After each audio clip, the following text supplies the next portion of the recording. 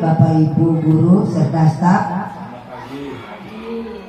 Hari ini kita akan melaksanakan, dari teman kita Ibu Nobi akan melaksanakan sosialisasi tentang budaya positif di sekolah. Sepenuhnya waktu Ibu serahkan kepada Ibu Nobi. Untuk itu waktu kami serahkan. Baik, terima kasih sebelumnya kepada Ibu Kepala Sekolah dan juga rekan-rekan semuanya yang sudah bersedia untuk meluangkan waktunya pada hari ini untuk mendengarkan ataupun melakukan sharing mengenai budaya positif dan juga kesepakatan kelas yang ada di sekolah kita.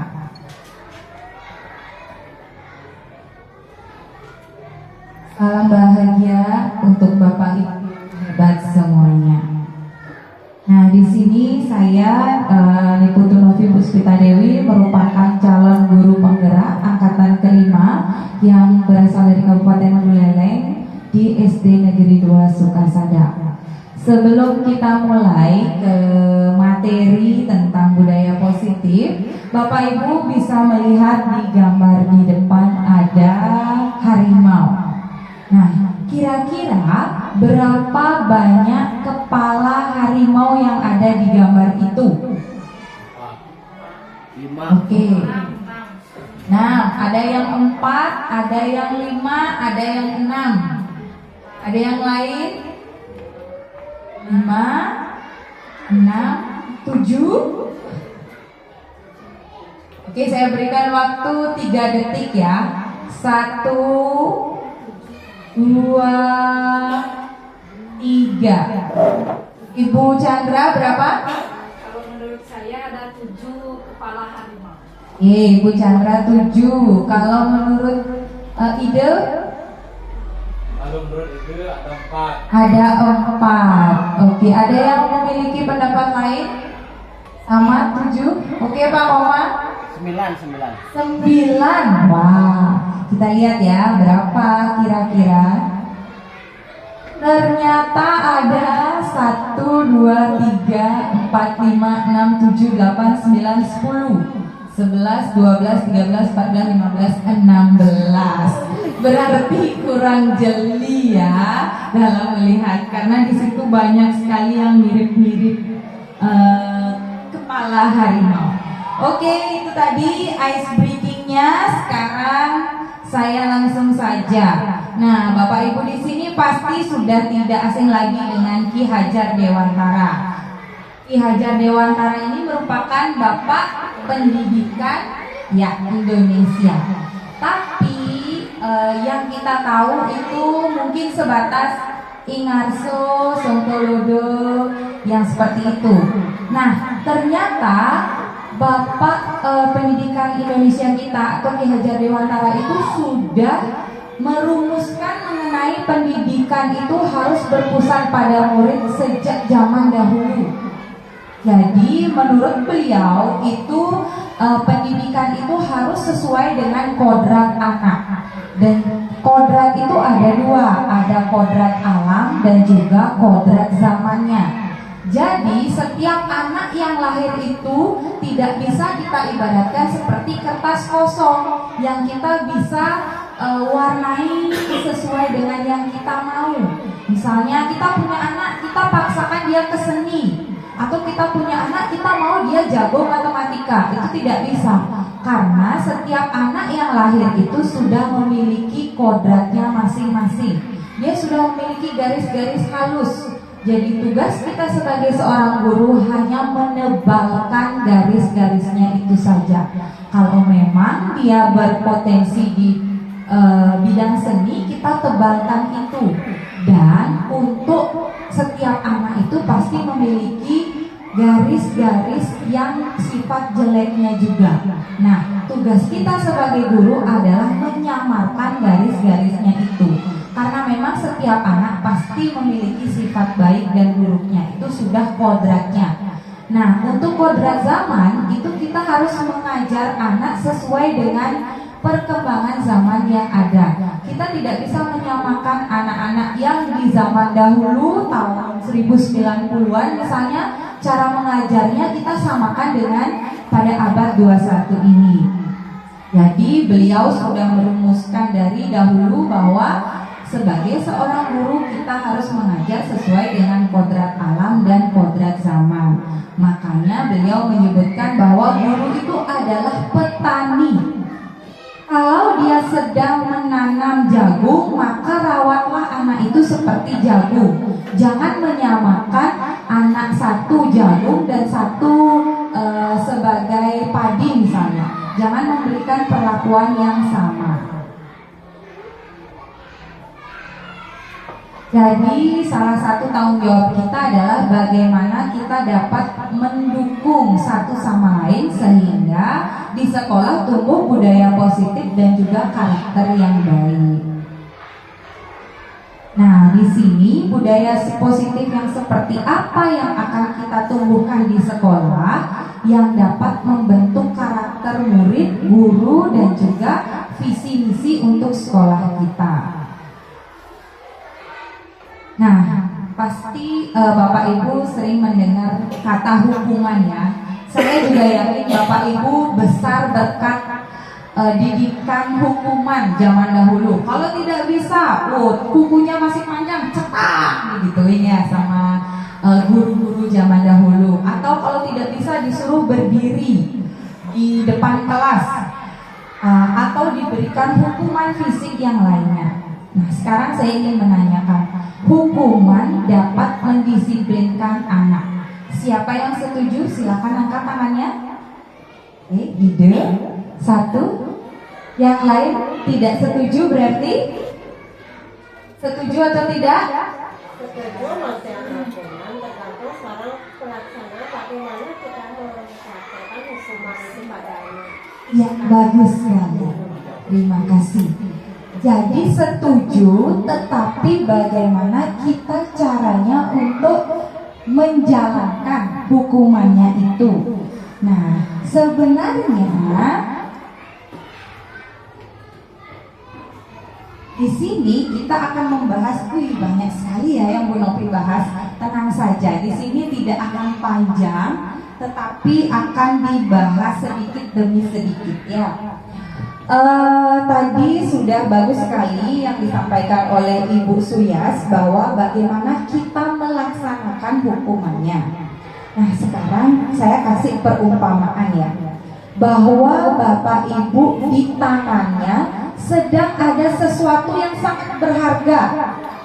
Nah, misal nih, Ibu Chandra membawa sesuatu yang sangat berharga dan harus dikepalkan.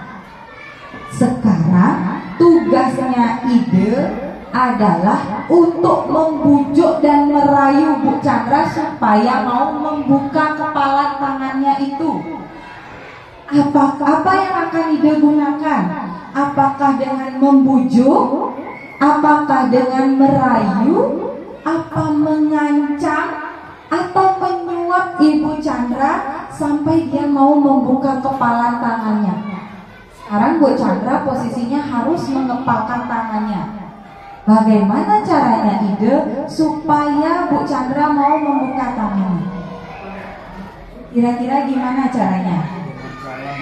Dengan cara membujuk? Dengan cara merayu? Kalau Ide diapakan Bu Chandranya? Dengan cara membujuk. Dengan cara membujuk. Kira-kira kalau membujuk sudah pasti mau dia.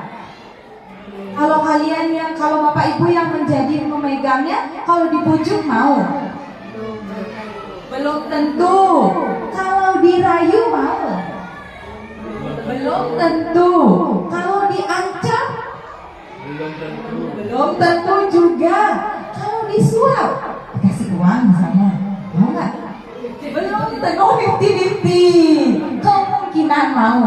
Berarti jawabannya tergantung dari anak, tergantung dari orang yang memegang kuasanya.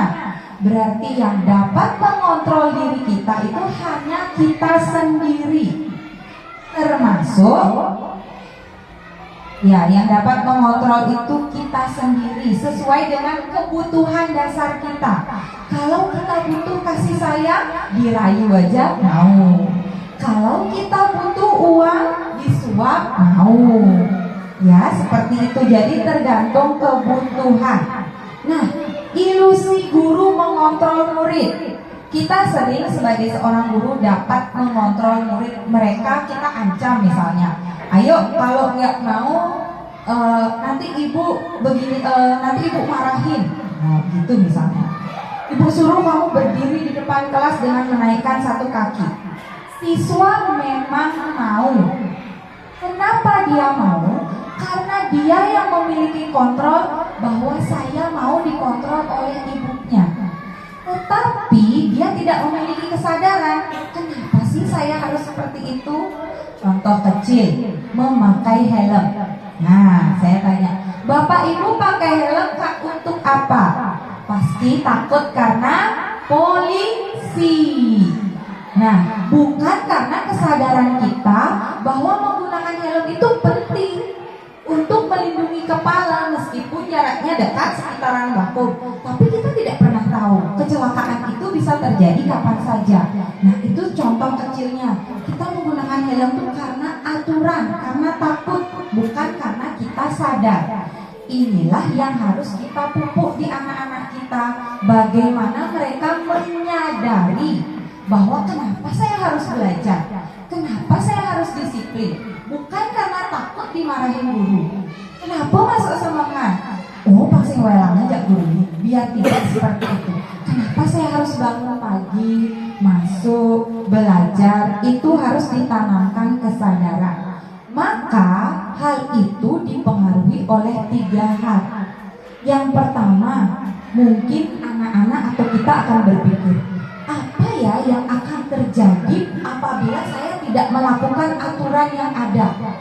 Itu termasuk motivasi eksternal. Apakah saya akan dihukum? Nah, dia masih takut karena pengaruh luar. Pertanyaan yang kedua, apa yang akan saya dapatkan jika saya melakukannya? Nah, mungkin anak-anak di kelas ini contohnya, apa saya akan dapat stiker? Kalau saya menjawab pertanyaan, apa saya dapat hadiah? Kalau saya mau menjawab pertanyaan, itu juga termasuk motivasi yang berasal dari luar atau eksternal. Atau yang ketiga, motivasi untuk menghargai diri mereka sendiri. Saya akan menjadi orang yang seperti apa jika saya mengikuti aturan. Jadi dia sadar. Nah, motivasi internal inilah yang akan kita wujudkan di sekolah kita nanti. Disiplin positif. Nah, apa sih yang ada di pikiran kita ketika mendengar kata disiplin? Kalau Bapak Ibu apa? Kalau Ibu Komang apa, Bu? Kalau mendengar kata disiplin yang ada di pikiran Ibu pertama kali?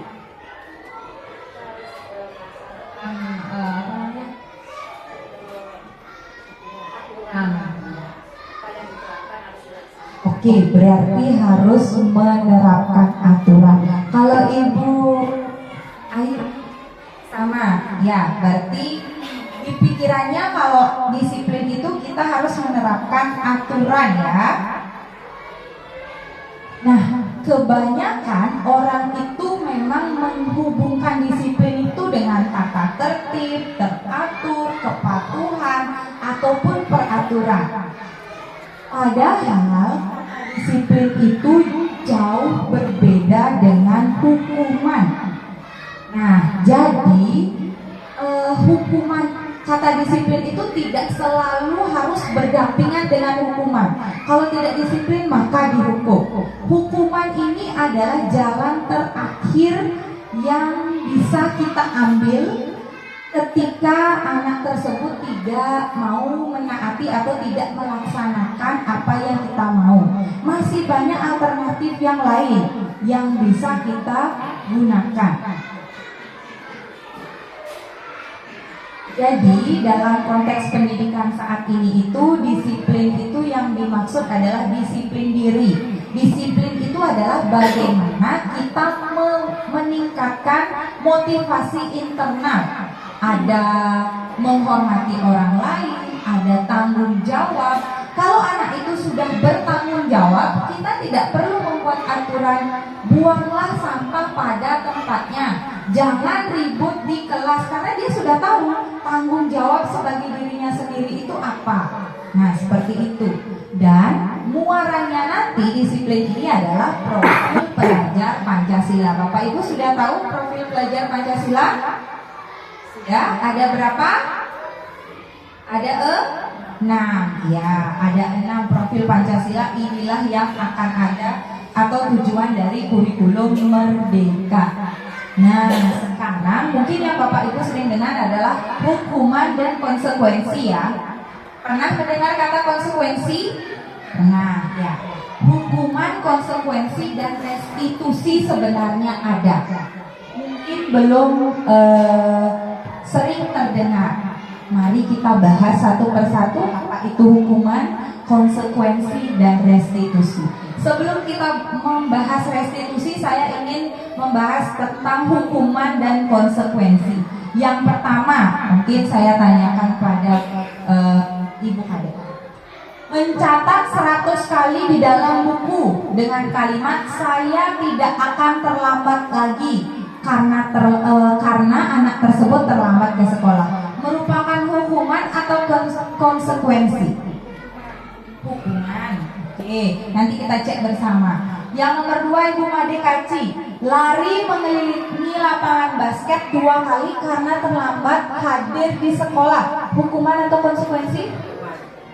Hukuman, oke. Murid diminta untuk push up 15 kali karena tidak menggunakan masker ke sekolah. Ibu Suyas, hukuman atau konsekuensi? Oke, kalau Bu Suyas dari atas sampai bawah hukuman. Ibu Chandra, menggantikan kertas tugas teman yang dicoret-coret, hukuman, konsekuensi. Ide, membersihkan tumpahan air di meja tulis karena tersenggol saat belajar, konsekuensi. Bu Ayu, murid disuruh untuk mengenakan sepatu seharian di sekolah karena tidak mengenakan sepatu hitam. Mungkin yang nomor 12 bisa dikatakan konsekuensi. Terakhir Pak Koma, lari mengelilingi lapangan basket 2 kali karena terlambat 10 menit. Konsekuensi. Mari kita cek bersama. Ya. Ini tidak terlihat ya, seharusnya ini konsekuensi yang terakhir. Oke. Apa yang membedakan hukuman dan konsekuensi? Yang membedakan hukuman dan konsekuensi, hukuman itu sifatnya menyakitkan. Nah, ini dia perbedaannya. Membuat anak menjadi sakit fisik maupun hati. Mungkin dengan kata-kata yang kasar, dengan istilahnya kita mengumpat mungkin. Nah, dia kan tidak hanya sakit fisik, hatinya juga sakit, itu termasuk hukuman. Tetapi kalau konsekuensi itu dia anak merasa tidak nyaman. Memang dia tidak nyaman. Disuruh misalnya tadi apa ya contoh konsekuensinya? Disuruh mengelap meja atau mengganti buku temannya yang dirobek oleh dia. Dia tidak nyaman, tapi jangka waktunya itu pendek, dia tidak nyamannya. Itu contoh konsekuensi dan hukuman. Yang paling menonjol adalah ini. Kalau anak diberikan hukuman, secara tidak langsung dia akan marah, merasa bersalah, merasa dipermalukan, dan merasa tidak dihargai. Sedangkan kalau konsekuensi, kehilangan hak, dibuat tidak nyaman, diasingkan untuk sementara saja. Nah, sekarang restitusi. Nah, hadirlah restitusi. Terus terang saya setelah melakukan pelatihan guru penggerak, saya baru tahu istilah restitusi itu seperti apa. Dan ternyata itulah yang diharapkan sekarang. Karena pada akhirnya dia akan melahirkan anak yang positif. Kalau sekedar konsekuensi, dia masih netral. Mungkin hasilnya bagus, mungkin hasilnya jelek, masih 50-50. Tapi kalau kita memberikan hukuman, sudah jelas dia akan negatif. Inilah yang melahirkan anak yang membenci peraturan. Dan juga untuk restitusi dia akan menghormati dirinya. Mereka melakukan bukan karena orang lain, tapi untuk dirinya sendiri. Ini beberapa perbedaan antara restitusi, konsekuensi, dan juga hukuman. Jadi, apa itu restitusi? Restitusi adalah proses menciptakan kondisi bagi murid untuk memperbaiki kesalahan mereka, sehingga mereka bisa kembali ke kelompoknya dengan karakter yang lebih kuat. Kita juga bisa melakukan kolaborasi untuk mengajarkan dan mencari solusi bersama. Seperti apa contohnya? Kita dapat melakukan keyakinan atau membuat keyakinan di kelas. Contohnya sederhana. Katakan pada anak tersebut atau yakinkan bahwa setiap orang itu pasti pernah melakukan salah. Mengapa tidak peraturan saja yang dibuat sekolah seperti dulu? Dulu kan tinggal sekolah yang buat, sekolah yang menentukan, anak-anak kan tidak terlibat. Kamu sekolah di sini masuk, ini loh peraturan sekolah kita, kamu harus ikuti. Nah, kalau sekarang di kurikulum Merdeka itu berbeda. Untuk membuat peraturan sekolah, anak-anak harus dilibatkan. Mereka harus diajak. Apa yang mereka harapkan tentang sekolah? Sekolah yang seperti apa? Oke, dalam skup kecil tentang kelas. Anak-anak, kelas yang seperti apa sih yang kalian harapkan? Guru yang seperti apa yang kalian inginkan? Nah, Bapak Ibu guru juga sama. Ibu juga punya hak untuk berbicara. Ibu ingin guru yang seperti murid yang seperti ini. Anak-anak ingin guru yang seperti ini. Guru ingin kelas yang seperti ini. Anak-anak ingin kelas yang seperti ini. Kita cari bersama-sama. Oke, sudah ketemu, berarti kita punya keyakinan dari kelas atau kesepakatan bersama. Jadi anak-anak merasa terlibat, merasa memiliki akan kelas tersebut. Karena melalui peraturan ataupun keyakinan kelas itu akan menghasilkan lingkungan yang positif, sehingga juga menghasilkan budaya positif sekolah. Kalau saja semua berhasil melakukan dari kelas 1 sampai kelas 6, maka semua akan bisa berbudaya positif. Nah, inilah bedanya peraturan dan keyakinan. Kalau peraturan itu dulu pasti banyak kata dilarang atau jangan. Dilarang berteriak, kita rubah, berbicaralah pelan-pelan. Dilarang, apa lagi ya contohnya? Dilarang berambut panjang, kita bisa ganti katanya berambut pendek, seperti itu. Hal yang sederhana, jangan terlalu banyak menggunakan kata dilarang.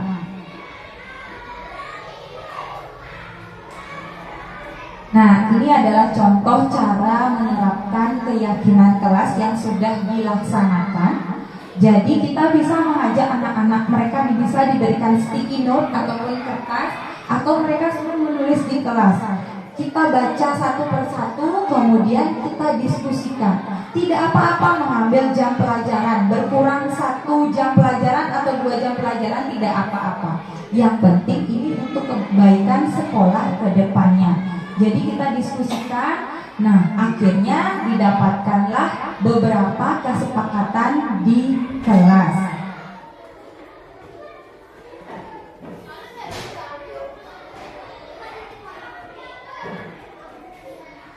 Oke Bapak Ibu, sekarang saya memiliki sebuah video.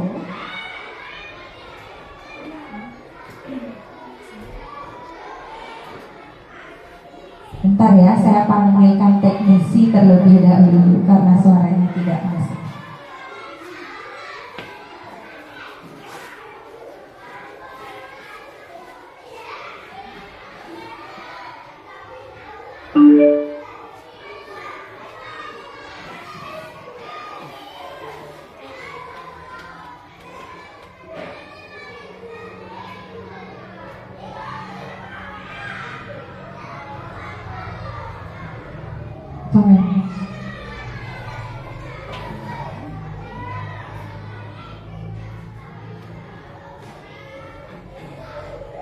Oke, sambil menunggu tentang cara panduan menyusun kesepakatan kelas, mungkin di sini Bapak Ibu sudah sering mengalami, bahkan ada yang frustasi, aduh kok muridnya begini ya, aduh gimana ya caranya. Tidak hanya Bapak Ibu saja, kebetulan saya juga sama. Mari kita belajar bersama-sama untuk menciptakan kelas yang mereka berada di aturannya sendiri. Jadi mereka sudah tahu, oh ini begini ya kalau saya begini, begitu. Jadi mereka sudah sadar dengan sendirinya.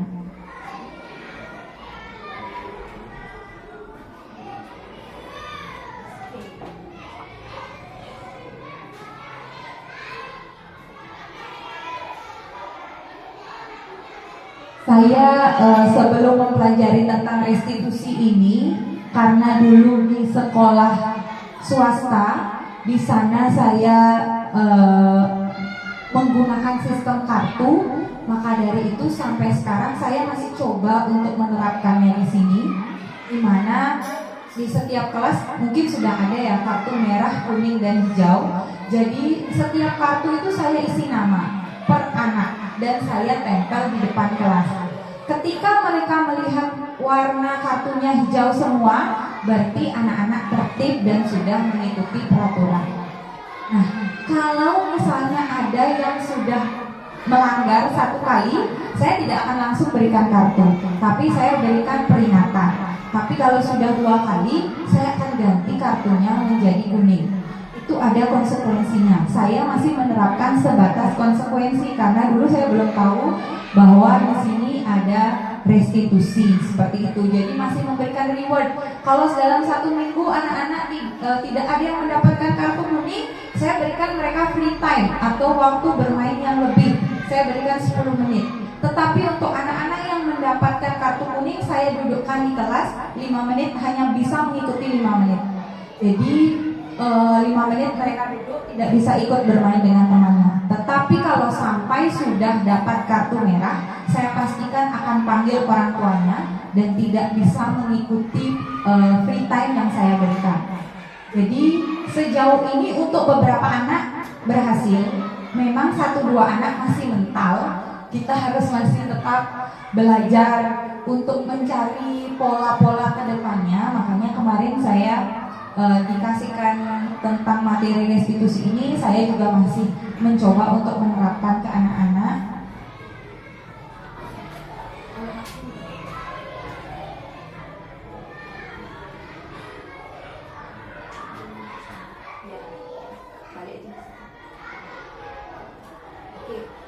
Karena tidak bisa, jadi saya yang akan menarasikan ya videonya seperti apa.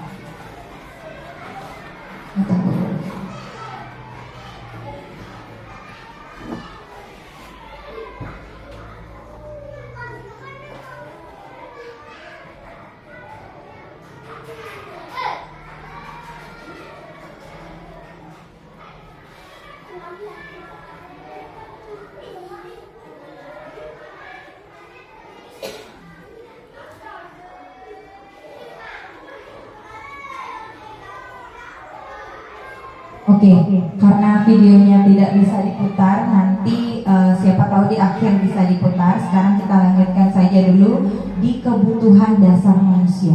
Apa itu kebutuhan dasar manusia?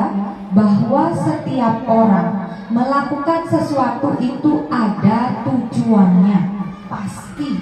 Kenapa kita marah? Kita pasti pernah marah, tidak mungkin tidak. Kenapa kita marah? Karena ada kebutuhan yang tidak terpenuhi.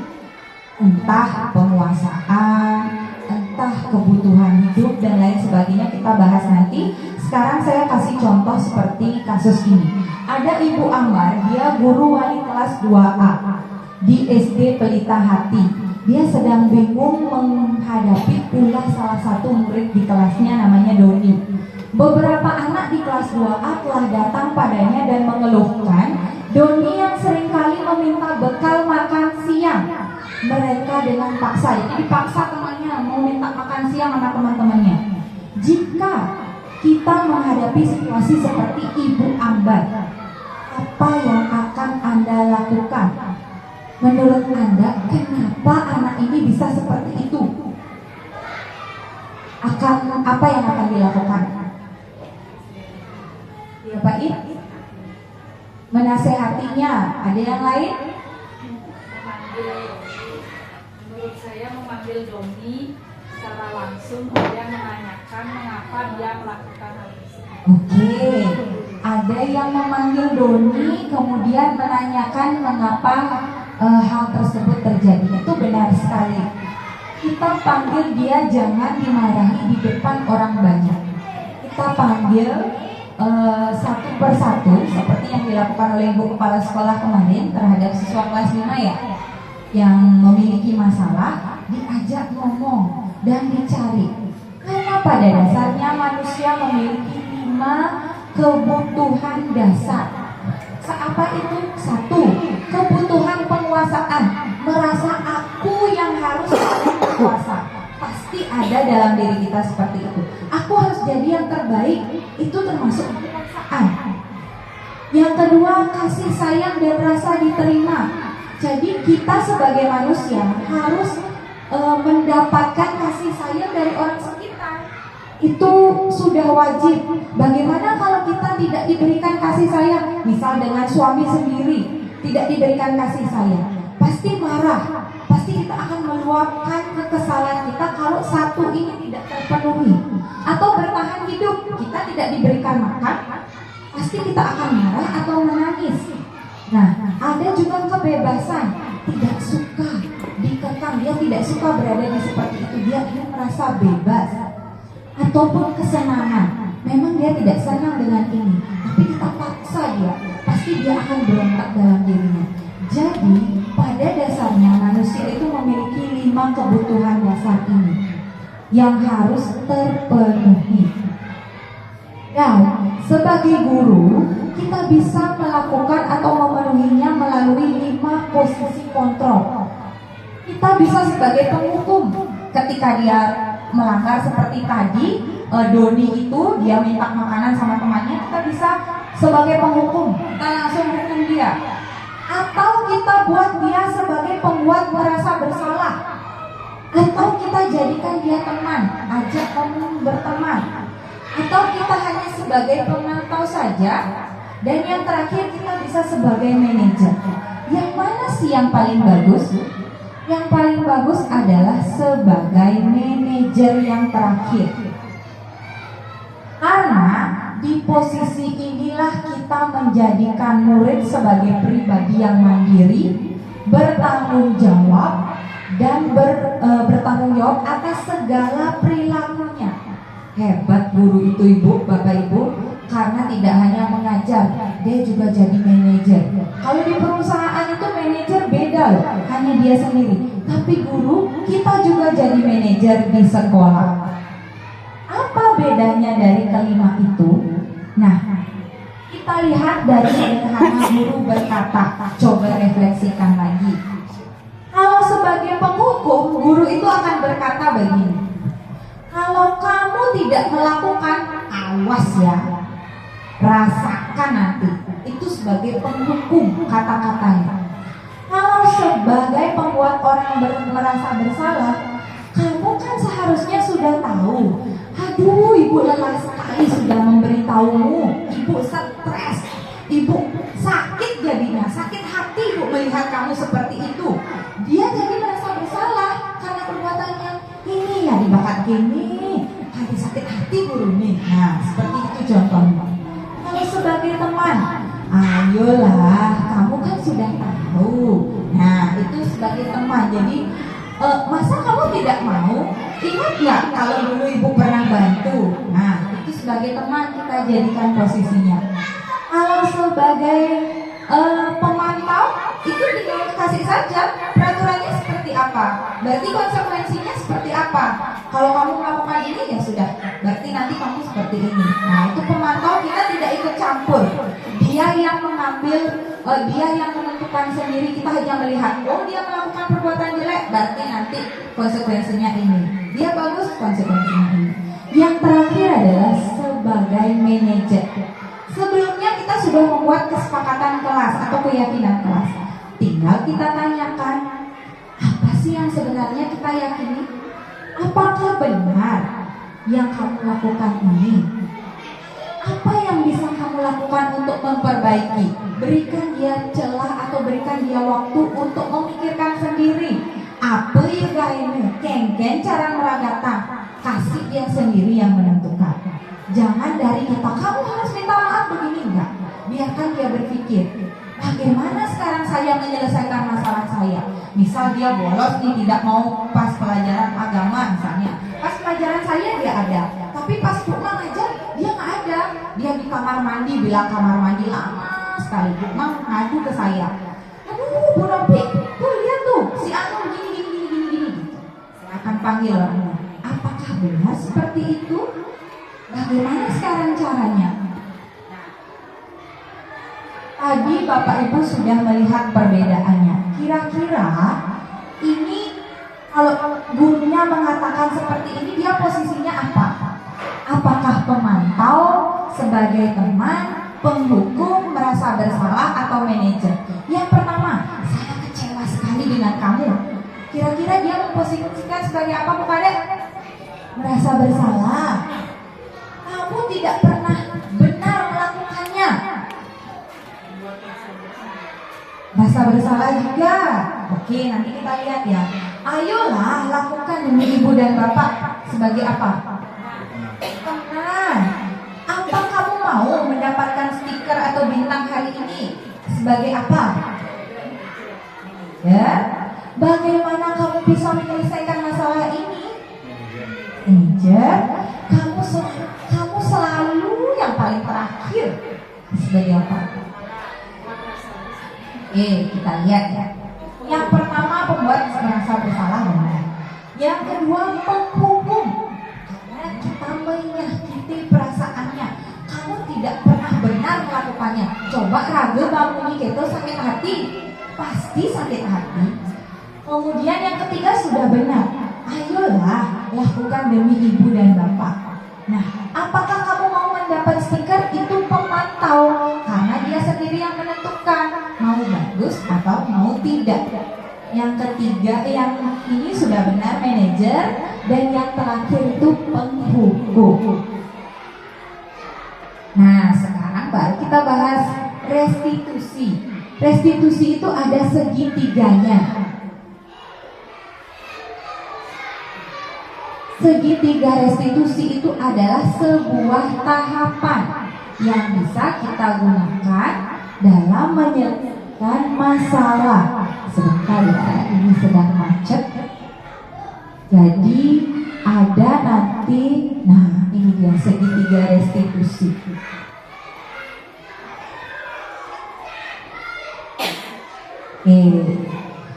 Inilah yang harus kita terapkan, yang diharapkan.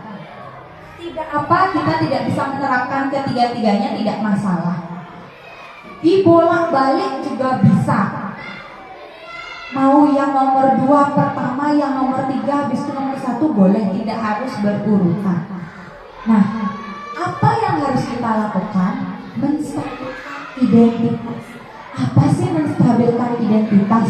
Yang ada murid balik, kita bisa memberikan berapa kata-kata misalnya.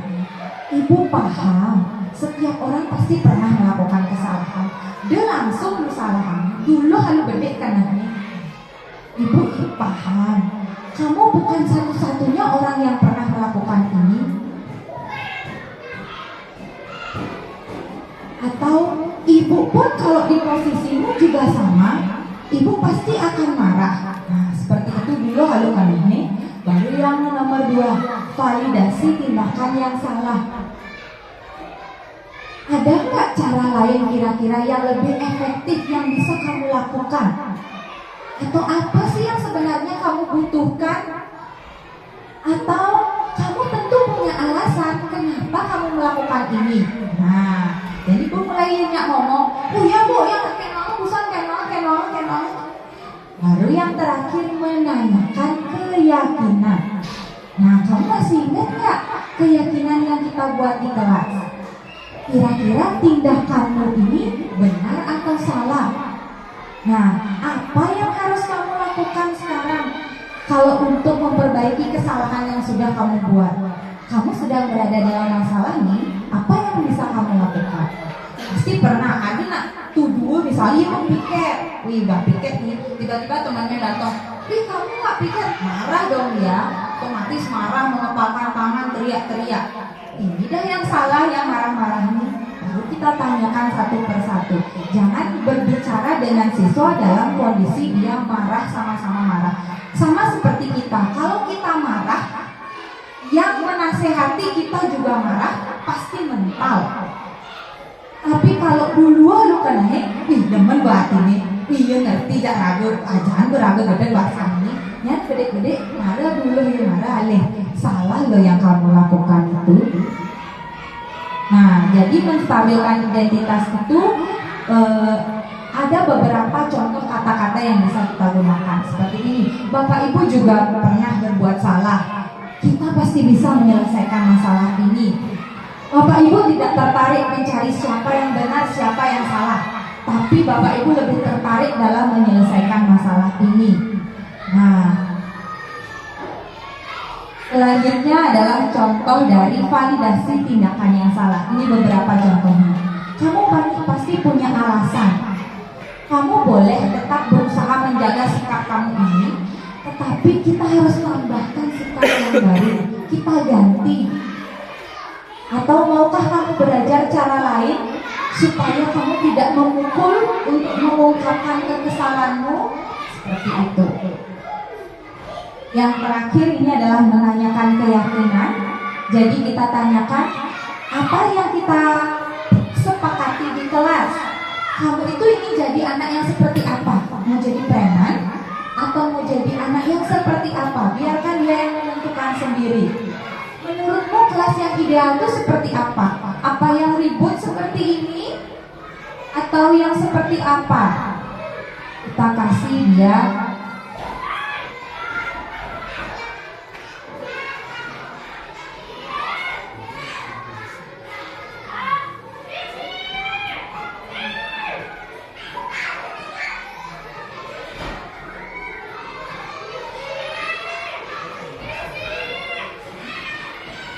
Oke, jadi dengan budaya-budaya positif tersebut yang sudah kita terapkan di sekolah, secara tidak langsung akan membentuk karakter murid. Tidak hanya murid yang terbentuk karakternya, tetapi juga guru dan visi misi sekolah. Jadi pada dasarnya visi misi sekolah itu seperti yang sekolah kita sudah terapkan, yang sudah dilakukan oleh kepala sekolah, itu sudah benar. Jadi membuat visi misi itu mengajak orang tua terlebih dahulu, ditanyakan, ini muridnya mau kengken panaki masuk dini, sekolahan ini kengken ke dota, sekolahan ini dadi den, muridnya pesu kemudian, ataukah guru-gurunya juga yang seperti apa? Jadi dari guru juga ditanyakan, Bapak Ibu guru mau yang seperti apa? Apa yang mau mengajar terus pulang? Atau mau yang memiliki, ada rasa memiliki? Nah, kita sudah diajak terlibat sebelum penentuan visi itu. Jadi kita pun sudah sadar, oh yang raga, misalnya contoh, yang raga terus tengahi, mungkin dah ini. Nah, kita akan malu pada diri sendiri kan, bukan malah malu atau bukan karena takut pada misalnya ibu kepala sekolah, bukan takut seperti itu, tapi sudah sadar dari diri sendiri. Nah, sekian yang dapat saya sharingkan, yang saya dapatkan dari pelatihan guru penggerak yang saya ikuti. Jadi memang ilmu itu selalu diperbaharui, tetapi saya juga tidak melupakan bahwa Bapak Ibu yang sudah senior juga pasti jam terbangnya sudah banyak, memiliki banyak sekali pengalaman, berkat di lapangan, maka bisa seperti sekarang. Jadi kita sama-sama belajar. Saya belajar dari Bapak Ibu juga mungkin bisa sharing terhadap saya, karena apapun yang teori bisa berkata A, tapi ketika di lapangan pengalamanlah yang akan meneruskan. Jadi apa yang baik bisa diambil, apa yang sekiranya kurang nanti kita kita diskusikan. Nah, ini yang diharapkan oleh Bapak Nadiem Makarim. Jadi beliau memang dalam pendidikan itu tidak tanggung-tanggung. Saya pun diberikan pelatihan itu merasa sekali.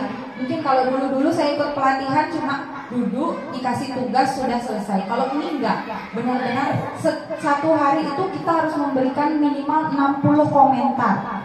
Itu benar-benar kita dikasih dikasih bacaan, kita komen, dikasih bacaan komen, terus kita diskusi lagi, buat tugas diskusi lagi, terus didatangkan fasilitator dari Jakarta atau dari daerah lain, kemudian instruktur beda lagi, dinilai lagi, benar-benar ditenggelamkan seperti itu. Kita sudah tahu budaya positif, tapi di muridnya lagi ditenggelamkan lagi. Makanya saya kadang masih bingung, ngulang lagi baca seperti itu. Nah, mungkin Bapak Ibu punya pengalaman di kelas yang tidak bisa diselesaikan atau masih mengganjal. Nih muridnya dicok kayak mana bos tiga restitusi nih, gitu misalnya. Terus ini belum nih, gitu. Ada mungkin yang mau di-sharingkan di kelasnya yang atau masalah di sekolah yang kira-kira gimana ya, mumpung kita sama-sama di sini, gimana ya penyelesaiannya? Apa yang harus kita benahi dari sekolah kita untuk kebaikan ke depannya? Jadi Bapak Ibu juga nyaman, anak-anak juga nyaman.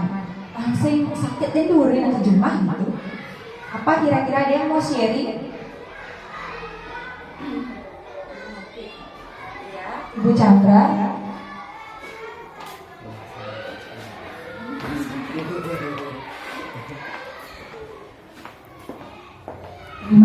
Terima kasih atas waktu dan kesempatannya. Mungkin saya mewakili guru-guru yang lain juga Ibu Nopi begini.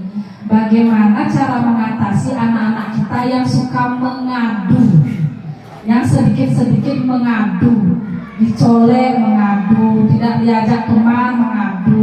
Bagaimana kalau menurut kita bersama-sama sharing untuk membuat budaya positif, bagaimana jika anak-anak itu agar tidak sedikit-sedikit mengadu seperti itu ya.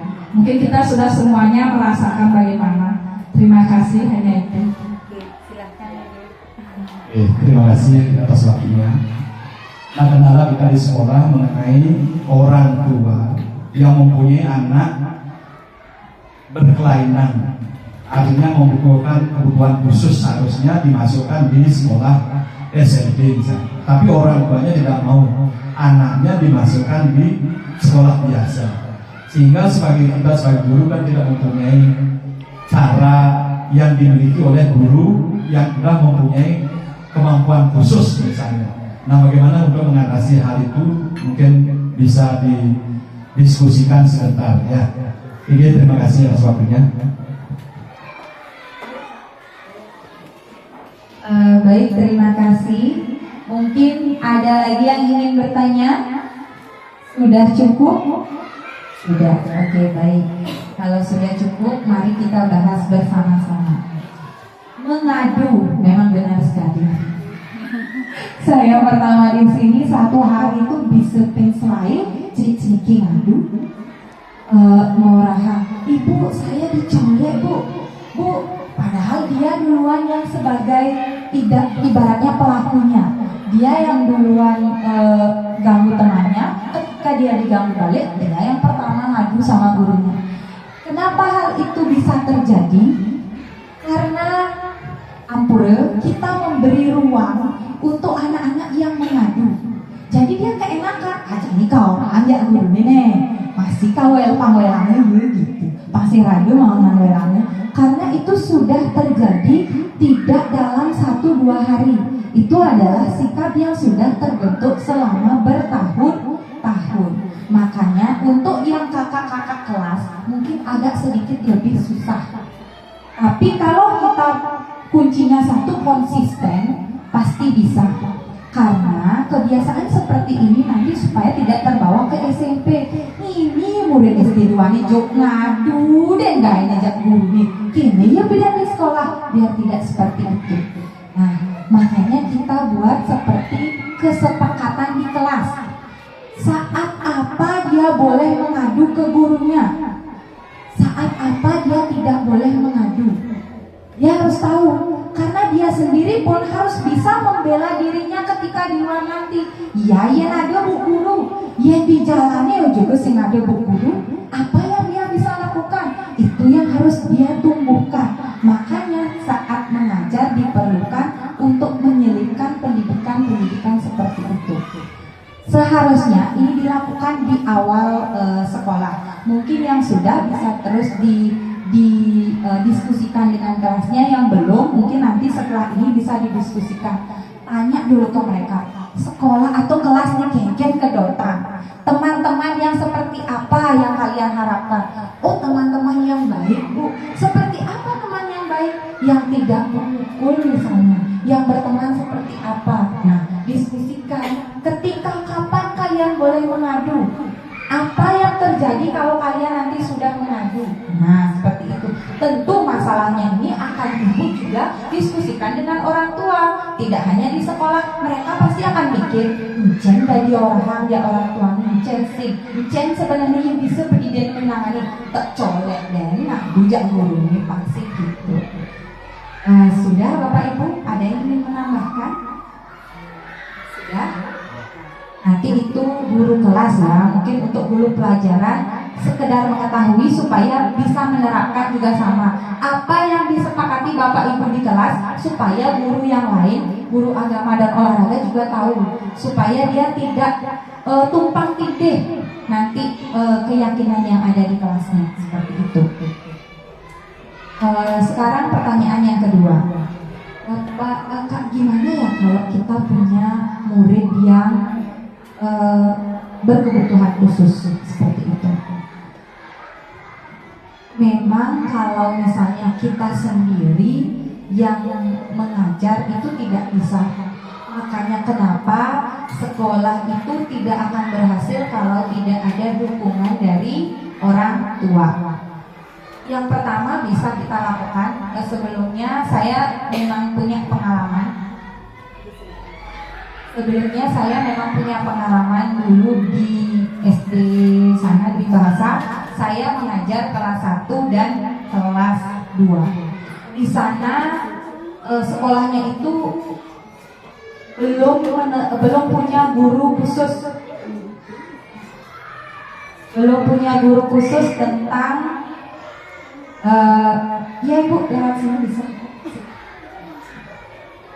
Tidak apa. Jadi di sana tidak punya guru khusus tentang anak-anak berkebutuhan khusus. Saya pernah dapat anak yang speech delay seperti Darren, ADHD yang tidak bisa diam. Saya baru nulis dia udah keluar kelas. Ada yang pas saya baru nyari temannya dia udah keramas di luar di tempat cuci tangan. Dan itu saya tidak mengajak asisten sendiri. Pertama frustasi dia. Yang saya ngadu ke kepala sekolah memanggil orang tua. Orang tua tidak terima anaknya dibilang berkebutuhan khusus. Nah, karena waktu itu tidak terima, saya buatkan catatan anekdotal record. Jadi anak ini setiap hari di mana ya? Oh, satu dia tidak mau membaca hari ini, tidak mau ini, tidak mau ini. Saya tunjukkan ke orang tuanya. Ini yang anaknya dilakukan di kelas. Saya tidak ingin mencari siapa yang salah, siapa yang benar. Saya kasihan sama anaknya. Dia juga bersikeras untuk tidak mau memindahkan anaknya. Mungkin karena bayar sekolahnya sudah mahal, kasihan uangnya. Dan akhirnya kita bekerja sama dengan orang tua dan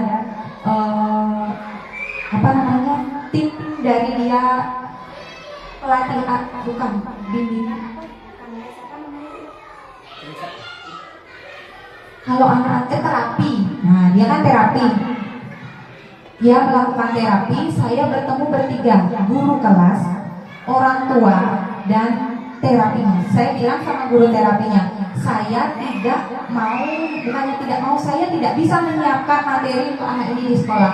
Anak ini boleh sekolah di sekolah ini, tapi saya minta mana yang harus saya ajarkan, supaya apa yang ada di terapi bisa mempercepat proses dia keluar dari zona itu.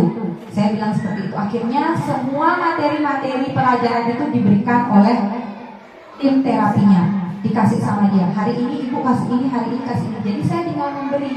Dan tugas saya hanya dia nanti menanyakan gimana. Saya buat catatan kecil dia mengerjakan dengan semuanya. Saya simpen kerjaannya, simpen. Astungkara kelas 3 itu sudah tidak terlihat sama sekali. Saya ikut dia 2 tahun, kelas 1 saya ketemu, tidak bisa mengatakan kue ulang tahun. Bilang ke guru uyu, nggak bisa bilang is to you gitu. Bilang kue ulang tahun epibes, nggak ngerti sama sekali. Itu memang harus rutin orang tuanya, tapi tidak bisa juga hanya sekolah dan terapi saja, karena di rumah saya berdiskusi dengan orang tuanya, dia melakukan pijat, terapi makanan. Setiap purnama atau kajian kliwon itu dia punya base 3 biji, dia aturkan dulu di kemulannya, baru dia pokokkan di lidah anaknya. Itu dia lakukan rutin selama 3 tahun. Sekarang anak-anak yang spesial seperti itu sebenarnya dia memiliki satu kelebihan yang orang lain normal tidak miliki. Pasti itu, entah dia dalam bidang matematika, entah bahasa, entah olahraga, entah apa. Hanya kita yang belum menemukan, belum ketemu arahnya. Karena kalau di sana, karena anak ini yang saya tangani itu sekarang dia sangat jago matematika. Karena orang tuanya memang jeli. Ketika dia dikasih matematika dan bahasa memang kurang sekali, karena dari dia ngomong dan pemahamannya itu dia kurang kalau ditanya. Tapi matematikanya dia jago. Akhirnya orang tuanya meleskan dia matematika terus, sempoa dia terus juara sempoa. Bahkan menghitung perkalian ribuan itu saya aja dikalahkan. Dia hanya dengan begini tangannya sudah tahu jawabannya, entah itu perkalian. Nah, itulah sebenarnya mereka, untuk orang-orang yang memiliki anak yang spesial itu adalah gift atau hadiah dari Tuhan. Yang sebenarnya kalau kita benar mengarahkan, kalau dia hanya menyerahkan ke sekolah itu tidak bisa, karena kita tidak memiliki background tentang pendidikan inklusi seperti itu. Jadi seperti itu yang bisa. Tapi semua keputusan ada di tangan orang tua. Kita tidak bisa mempush orang tua mau seperti apa, karena itu anak mereka. Tapi ketika di sekolah itu adalah anak kita. Jadi seperti itu aja satu kuncinya. Senakal-nakal apapun anak didik, sepinter-pinter apapun anak didik, pasti dia punya alasan kenapa. Apakah di rumahnya dia dimarahi sehingga dia di sekolah nakal? Bisa jadi, kita tidak tahu background di rumahnya, mungkin dia menyedihkan kehidupannya, makanya di sekolah aduh pangdadi bos kok di sekolah. Karena di rumah dia tidak bisa mengekspresikan hal-hal yang seperti itu yang harus kita tahu. Sedikit sharing, saya di sini dapat Arga ya, kelas 4. Iya, saya udah tahu backgroundnya, dia sering berantem, bahkan kemarin juga ada masalah dengan orang tuanya. Dia nakal dan lain sebagainya. Tapi ada satu ketika dia buat PR, entah kenapa PR-nya bagus sekali, saya sampai bengong. Kata-katanya itu rangkaiannya bagus. Saya suruh mengarang. Teman-temannya yang paling pintar mengarangnya itu setengah halaman. Dia 1 halaman penuh dan ditulis sendiri. Saya langsung shock dan saya apresiasi di depan kelas. Saya bilang, kita berikan tepuk tangan untuk Arga karena dia sudah mengerjakan. Semenjak saat itu sampai detik ini tidak pernah sekalipun dia tidak membuat PR. Dan dia selalu menunggu, Bu, gimana PR saya, Bu? Bagus, iya, dikaburin, Bu, gitu-gitu. Dan dia merendah untuk meninggi, tahu lah ya anak-anak yang seperti itu. Berarti kita tahu bahwa kasih sayangnya yang kurang di rumah. Setiap saya berikan matematika, jago sekali anak ini. Saya sampai heran. Bahkan anak-anak yang jemet-jemet biasa dikalahkan sama dia. Saya selalu bilang, kamu bisa ya? Ajarkan temannya. Saya bilang gitu, dia dengan bakalnya ngajarin temannya perkalian susun. Maka dari situ saya lihat, oh berarti anak ini memang ada kekurangan kebutuhan dasarnya yang tadi kita pelajari itu. Iya, dia kekurangan kasih sayang, dan benar saja ketika saya ajak berbicara, dia backgroundnya tidak memiliki ibu. Jadi ketika kita ngomongkan berbicara tentang ibu, dia refleks nangis pasti. Dia sudah nangis dan nah dari sanalah kita jadi paham kenapa anak ini melakukan seperti ini. Ya, itu saja. Bapak Ibu, mungkin ada yang mau sharing lagi? Sudah cukup? Ya. Nanti mungkin bisa diterapkan di kelas apa apa yang sudah kita sharingkan hari ini, supaya sekolah kita menjadi lebih baik lagi, terus lebih baik seperti yang di Facebook dikatakan Tusada bangkit. Kita bisa bangkit karena bagaimanapun dulu SD 2 ini terkenal, dimanapun saya bertanya terkenal, muridnya berprestasi hebat-hebat, dan saya juga mau itu tetap terkenal kemanapun nanti mereka sekolah SMP kita. Biar SD 2 nih terima bener biar sampai begitu, nah muridnya biar begitu nanti. Apa yang sudah lewat memang tidak bisa kita ubah, tidak bisa kita memutar waktu, tapi kita bisa belajar ke depannya. Itu saja dari saya. Terima kasih banyak waktunya. Saya kembalikan lagi kepada Ibu Kepala Sekolah. Baik, terima kasih. Tepuk tangan dulu, berikan aplaus kepada Ibu Novi. Terima kasih Bapak Ibu. Mungkin Bapak Ibu mendapatkan pengalaman belajar dari apa yang disampaikan oleh Bu Novi. Apapun itu, yang terpenting kita tetap apa yang kita laksanakan di kelas, di sekolah kita ini. Apapun kejadian apapun atau masalah apapun yang ada di sekolah ini, baik itu dari anak-anak nakal atau bagaimana, yang terpenting bagaimana kita mencari solusinya. Ya, solusi itu yang terpenting. Jangan tetap memberikan hukuman kepada anak. Kita lihat background anak-anak. Seperti apa yang disampaikan tadi, anak ini begini, pasti ada sebabnya. Anak ini nakal, pasti ada sebabnya. Anak ini pendiam, pasti ada sebabnya. Itulah yang harus kita cari untuk memecahkan masalah anak itu sendiri. Itu aja Bapak Ibu. Sambil jalan kita tetap Bapak Ibu melaksanakan sharing, tanya jawab kepada teman. Sekali lagi Bapak Ibu sudah menjadi guru, tidak ada istilah oh ini lebih pintar, oh saya lebih bodoh. Tidak ada. Kita semua sama. Saya pun walaupun jadi kepala sekolah, saya belum tahu apa-apa. Tetap saya akan minta pendapat, saran dan masukan dari Bapak Ibu. Sekali lagi, karena sudah selesai pelaksanaan sosialisasi, maka sosialisasi hari ini yang tutup dengan para Santi. Oh, Santi. Oh, terima kasih.